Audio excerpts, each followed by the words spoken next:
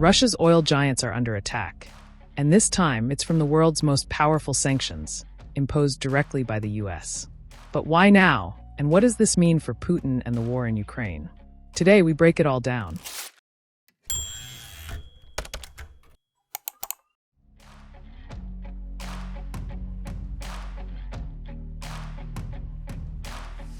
On October 22, 2025, President Donald Trump announced sanctions on Russia's two largest oil companies, Rosneft and Lukoil.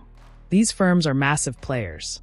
Together they export 3.1 million barrels of oil every day, and Rosneft alone produces almost half of Russia's oil, making up 6% of global output.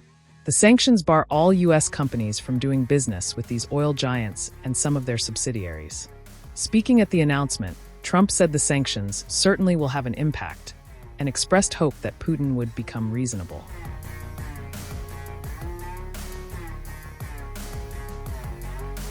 This is a major step in the war. Until now, Trump's approach was limited to trade measures and secondary sanctions, like the 25% tariff on countries importing Russian crude. Sanctions are different from tariffs. Tariffs are taxes on imported goods to protect domestic industries. Sanctions, however, are direct economic or political measures aimed at pressuring another country without using military force. They can target trade, finance, diplomacy, or even military cooperation. Experts say sanctions are blunt but impactful. They can cripple entire sectors. Tariffs are usually more surgical, affecting trade in certain goods and sometimes raising consumer prices.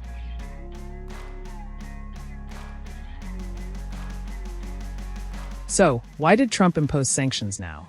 Analysts suggest it signals frustration with Putin, who has repeatedly refused ceasefire negotiations. Trump criticized the Russian president, saying, "I just felt it was time. We waited a long time."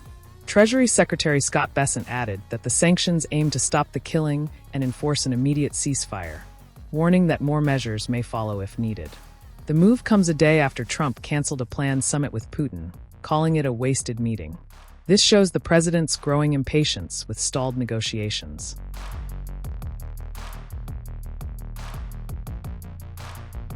International reaction has been largely supportive. Ukraine. Ambassador Olga Stefanishina said the sanctions align with Ukraine's consistent position that peace requires strength. European Union. Ursula von der Leyen called it a signal that the West will maintain collective pressure on Moscow. NATO. Secretary General Mark Rutte said Trump's move is putting more pressure on Putin. The sanctions follow similar measures by the UK last week and the EU's sanctions on Rosneft, though Lukoil was exempted in Europe due to Hungary and Slovakia buying Russian oil.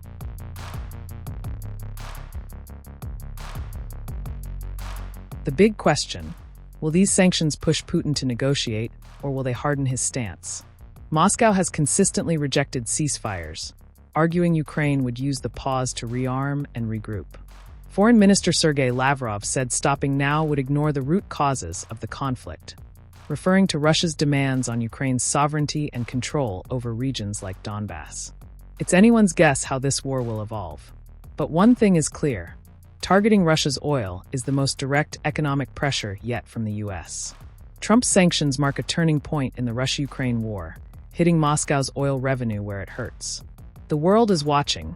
Will Putin come to the table, or will the conflict escalate further?